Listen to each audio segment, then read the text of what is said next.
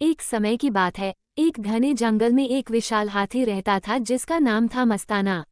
मस्ताना बहुत शक्तिशाली था और उसकी ताकत से जंगल के सभी जानवर डरते थे।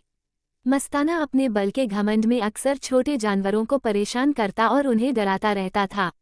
एक दिन मस्ताना ने एक छोटे खरगोश का घर तोड़ दिया और उसकी सारी गाजरें खा लीं।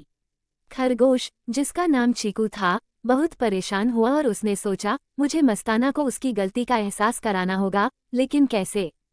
चीकू बहुत चतुर था। उसने एक योजना बनाई। अगले दिन चीकू मस्ताना के पास गया और बहुत ही विनम्रता से बोला, मस्ताना भैया, आपने मेरी गाजरें खा ली, लेकिन कोई बात नहीं। मैंने सुना है कि नदी के उस पार एक और बड़ा हाथी आया है जो आपसे भी ताकतवर है। मस्ताना ने ये सुनकर चौंकते हुए कहा, क्या कोई मुझसे ज्यादा ताकतवर? मुझे उससे मिलना है। चीकू ने हंसते हुए कहा, हाँ मस्ताना भैया, वह नदी के उस पार रहता है। आप चलिए, मैं आपको वहां ले चलता हूँ। चीकू मस्ताना को नदी के किनारे ले गया और कहा, वह हाथी इस नदी के उस पार है। आप पानी में झांक कर देखिए।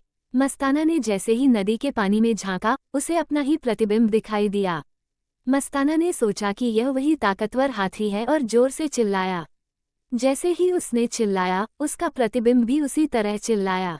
मस्ताना को लगा कि वो हाथी भी उससे नाराज है और अपने प्रतिबिंब के साथ लड़ाई करने लगा।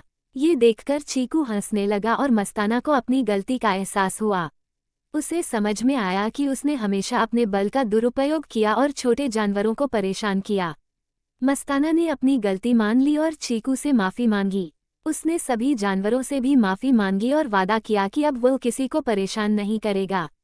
इस कहानी से हमें ये सीखने को मिलता है कि बल से ज्यादा बुद्धि महत्वपूर्ण होती है और हमें अपने बल का गलत इस्तेमाल नहीं करना चाहिए।